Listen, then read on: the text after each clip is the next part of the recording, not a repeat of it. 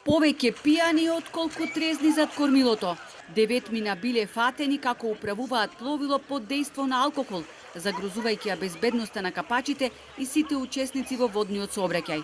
Пијаната пловидба викендов заврши со изрекување на санкции. Од Охридската капетанија најавуваат ригорозни мерки, па дури и одземање на пловилата. Да, и годинава ќе продолжиме со таа пракса, пошто лани наидовме на доста голем број на алкохолизирани лица кои го правуваат своето пловен објект. Ако се констатира дека некој дивее, веќе прекршува неколку казни, ќе има одземање на пловниот објект, каде што ќе одземаме на проверки, па понатака судот ќе носи други одлуки. Летната сезона само што почна, а бројките веќе го вклучи алармот. Спроведени се повеќе од 100 инспекциски контроли, при што се констатирани над 80 прекршоци.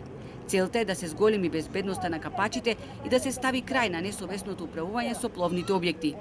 Од капетанијата вела дека скутерите се најголем проблем, а прекршителите ќе бидат строго санкционирани. Од 1 јули во сила е забрана за движење на скутери од 11 до 19 часот. Во сила е и забрана за изнајмување на пловни објекти за спорт и рекреација во период од 6 до 21 часот. Најголем проблем во Охридското езеро имаме со скутерите, дивењето на младите лица, значи ќе се санкционираат и досега се санкционира, ќе се санкционираат и од сега.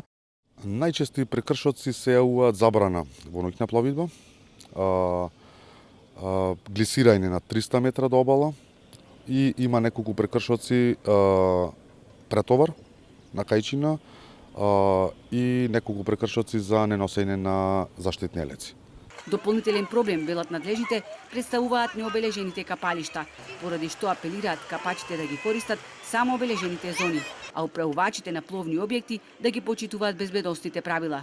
Во регистарот на капетанијата моментално се евидентирани 3518 пловни објекти од цела држава, а интересот за регистрација на нови чамци, глисери и едрилици постојано расте. Во моментов по Охридското езеро плуват 8 патнички бродови. Најскапото регистрирано пловило за рекреација чини околу 120.000 евра.